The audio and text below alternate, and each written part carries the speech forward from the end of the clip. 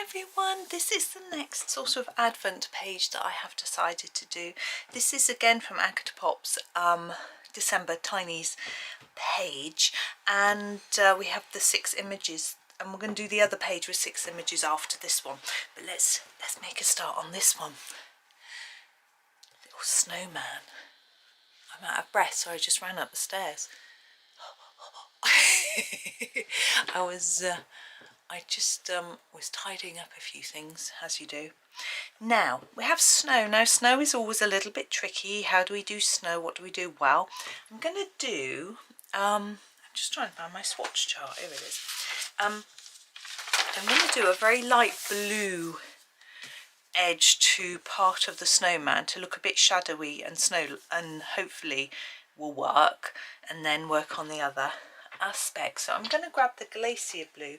Now this is the very lightest blue in the Chromaflow set, and what I'm going to do is leave a bit of a white edge between the black line and the, like that, and then put a line here. That's my darkest bit, and then I'm just going to gently fade that like that. So it's not going to be all blue, just a little bit of sort of shadowy area there, like that. I'm going to do the same here on this side. So again, leaving a tiny bit of white and just bringing some blue in. It's going to be a bit tricky where the scarf is. But there we go, all the way sort of along his edge. So just a gentle bit, not too much. We don't want him looking blue. Now on this side, I think this side, I'm feeling that it's catching the, this is the dark and this is the light, so we don't want any over here, I don't think, but we need a bit on the feet, I think, like that. So it's just a sort of hint, really. You could put some shadowing in, like under the nose, under the scarf. I'm thinking where I might do that. I might do that a little bit under the scarf here. That would cast a shadow. Maybe just a tad under there. Not too much under the nose. Looks like he's got a running nose. Underneath our buttons. This patch is interesting. So that is him. Maybe under the arms. Can't do it on that side. And then just a little line running under the hat. And that is all I'm going to do for now. I might come back and do a little more if I think it needs it, but I do want to keep it quite light. So we're going to move on to, let's do the holly, because I know what colour that is going to be, vaguely. So we need a green. I want a nice bright green. I'm going to go for our tropical rain. Here it is, tropical rain. Oh my goodness, the sunrise is really pretty. It is 5 past 8. Let's get it right. And the sunrise is lovely. So I'm just going to vaguely colour this in lightly. And then think, maybe I want it a bit darker near the berry. Maybe that's how I'll do this one. There are so many different ways to approach your colouring. You know, you can keep it all even. You can fade it towards the end, towards the edge, towards the middle. You know, so many, and it's up to you. There we go. I'm going to get a darker green. I think the obsidian green is really dark, so let's use that just to put in, oh, it's so pretty, a few hints of shadow where they're overlapping as well. Sorry, my big hand's in the way. So just around the berry really, and then there, and on that centre. That's all, just a few hints really. Now red berry. Ooh, my cardigan sleeve, it's a liability. Let's have a look. Let's start with the sangria. I don't usually start with the darker colour. That's what I'm going to do this time. So here he is, Sangria. And the bottom of the berry, darkest like that. And make it lighter towards the top. And then pure red, I think.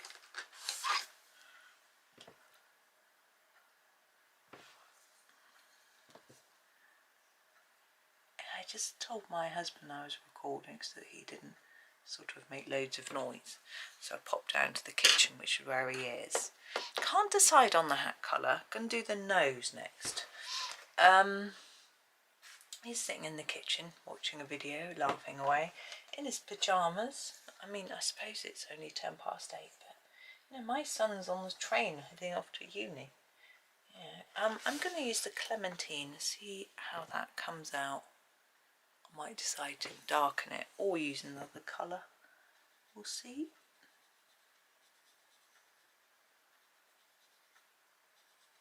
Oh, I've gone out of the line, so he's got a bit of orange on this snow. I think I need to sharpen it, that's my problem. You're all yelling at me, sharpen your pencil. Sharpen your pencil, Rachel, sharpen your pencil. Right.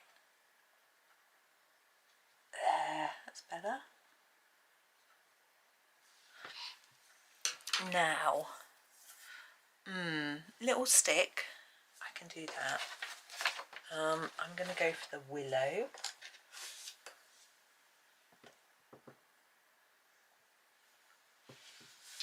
Oh, it's getting even prettier, that sunrise. It's beautiful. I might have to stop and go and take a photo. So pretty. I think I am going to. It's just, I want to do that darker at the bottom. I think there'd be more shadow down there. So someone's put a little broomstick in him. Right, hold on. Oh, I went upstairs to look at it from my son's bedroom window. It's very pretty. Right, let's get on. Now, we have gloves. I always like to do green gloves. I don't know why. That's what I'm going to do. I'm just looking at colours. I'm going to use the jungle green. I feel like I keep using the same colours really, but I just have my favourite greens. And so that's what I tend to do. It's going to be darker in here. So I'm going to build up the colour from there. And then a bit lighter here. I might even, I think also darker down here. I might even go in there with another colour, I think I will. A bit later to mark in that shadow a bit better. Got a little bird.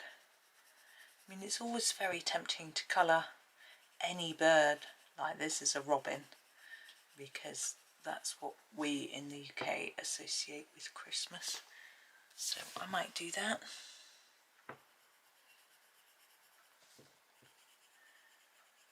Just layer up a little bit more. It doesn't matter if you can see some of the paper texture, it doesn't matter anyway. But if this is like a fabric or knitted glove, then it would have a bit of texture to it. But I'll see how it looks. Well, it's a mitten, isn't it, not a glove, if we want to be pedantic about it. As it hasn't got fingers, just a thumb, which is probably much, much easier to draw, but also looks much cuter, because we sort of associate mittens with little children, don't we? You know, as an adult, we need fingers in our gloves so we can actually function. Kids don't seem to. I'm going to go to my obsidian green and mark in a few bits of shadow. So as I said, I'm going to do that bit there, just to really emphasise that. Then along here, and then just a tad under here, and just fade it up a bit, so we can really see where that edge is, and do the same on this one. So a little bit down there, a line there, and then a bit under here, Now I think I'm going to make my scarf match. So what I'm going to do is do a green stripe on my scarf. So here is back to our jungle green, and this stripe here.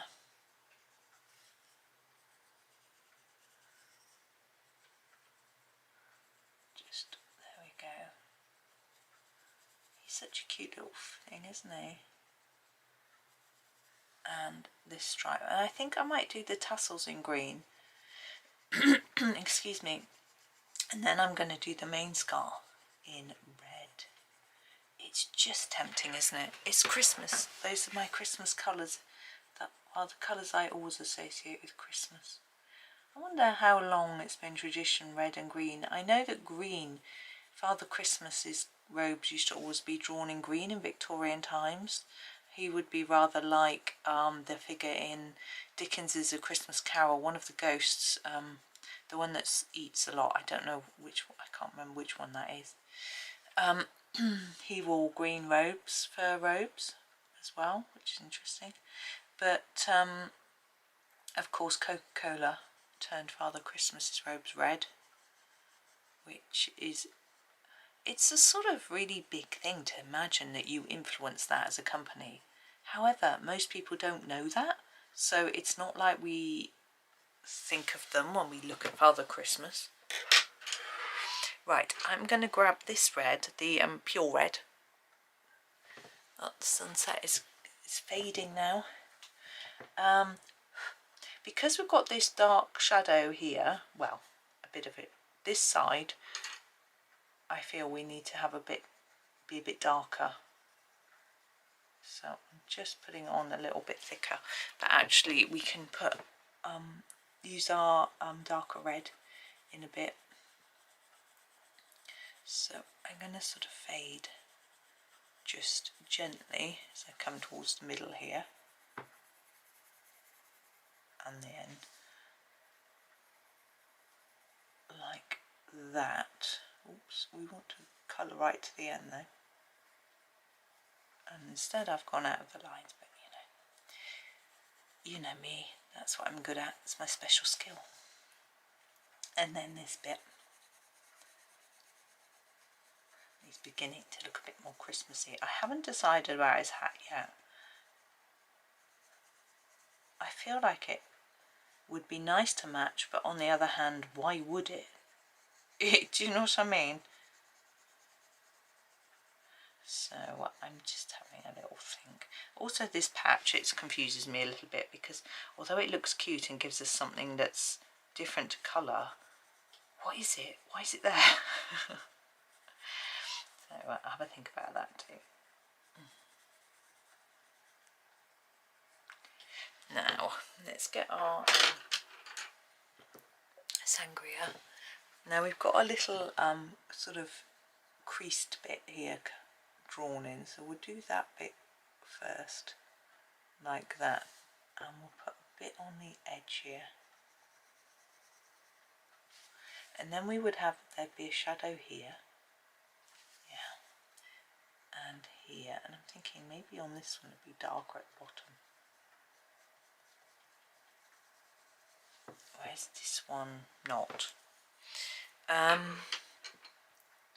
And I'm going to grab the obsidian green, just make this one a tad darker down here too, like that. That's it. Now, coal. Where's my black? So the buttons and his eyes. Now, let's do the buttons first, they're easier. So, around, and then come, reduce your pressure and layers towards the middle, so you've got, looks a little bit shiny in the centre. Now coal can be a bit shiny, and if we draw it like this, it makes it, hopefully, look a bit rounder, spherical. It doesn't really, but now his eyes, I'm going to also draw those like coal, but leave these white bit, these little circles as white, as if we have got some shine there.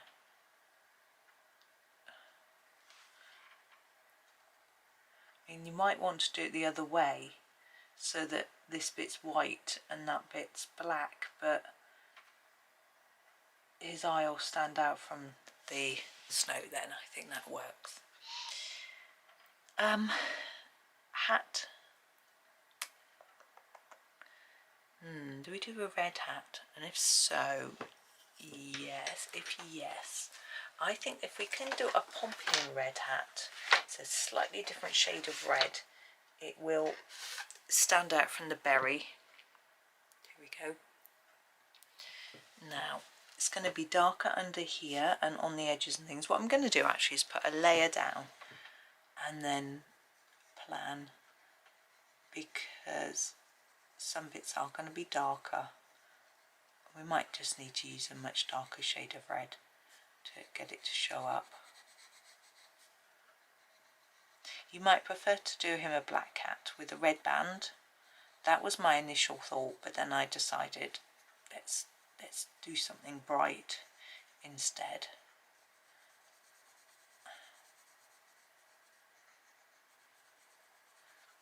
Okay, so that's our basic. Now under here it's going to be dark. There'll be a shadow. So make that bit dark in there and this bit dark under here, like that. Then we'll come in from the edge there. Now we've coloured this whole thing so that this whole side is lighter, so I shouldn't have done that.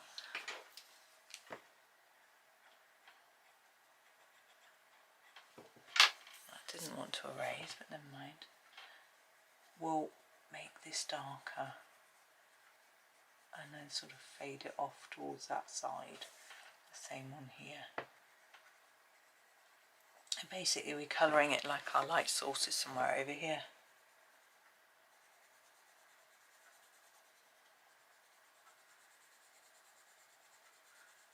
There we go.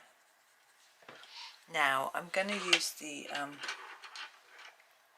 sangria to make a few areas extra dark. So under here, I coloured on him. Never mind. Underneath here, could be a bit of a shadow cast by these items. There we go. And now the band I was going to do in black. You may have guessed that. So again, darker here, and just sort of fade it off a little bit towards that end. There it is. Now I've decided to do this patch in blues because we've got a few very faint blues on our snowman. I thought it might just work. So I'm going to choose some slight, grey blues, because I feel that that's the sort of tone of the blue that I've used already. So let's use the blue yonder for most of it.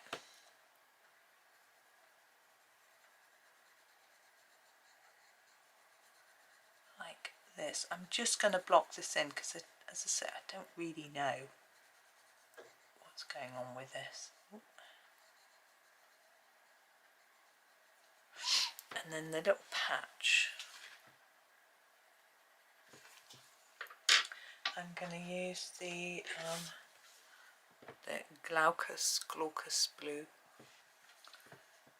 The sky's so pretty now. The sun is coming out. Oh, my tablet's just switched itself off. Just see if my son's getting in touch with me.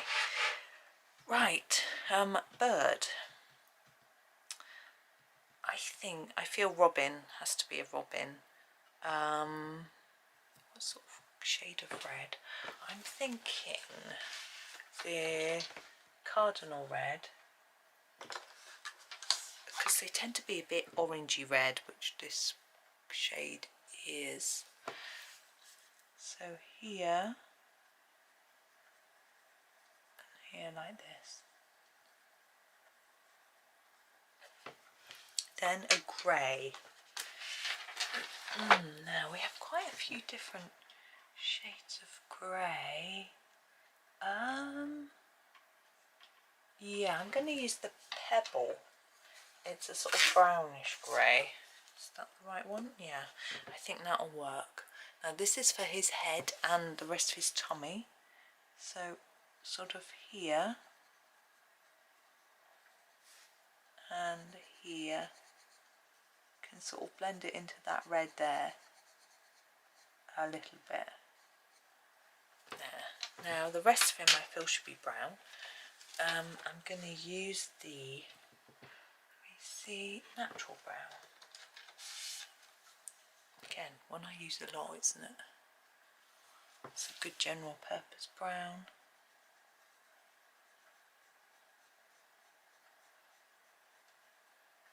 And from the head, I think I want to make it quite light here where it joins that grey, and then darken it as it comes down his back, like that. And then the beak. I think a dark grey, the slate grey might work nicely actually. Oops.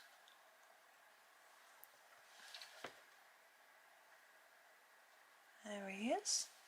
Now we have the snow on the ground, and I'm thinking we might use our pens here. We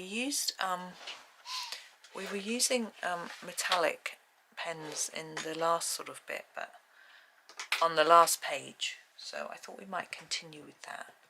I'm going to grab the silver, if I can get it out. These are the Gellyroll metallic. It doesn't matter which ones you use though, if you use them at all.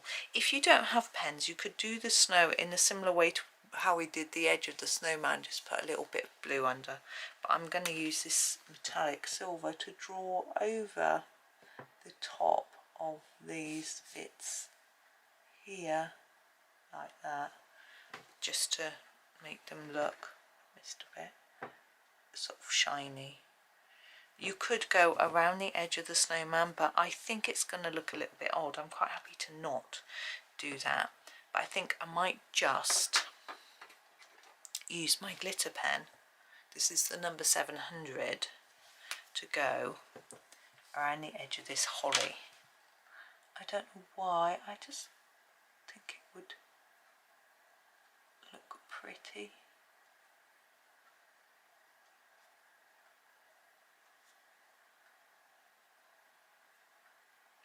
There we go. That's it really. I think I am done. I'm just going to look and check. Yeah, so let me show you the glitter. There he is. He is cute, isn't he? So there is our first one from this page. We have quite an interesting one tomorrow, but let's just finish today's first. Thank you for watching today. I hope you enjoy the rest of your day, and happy colouring.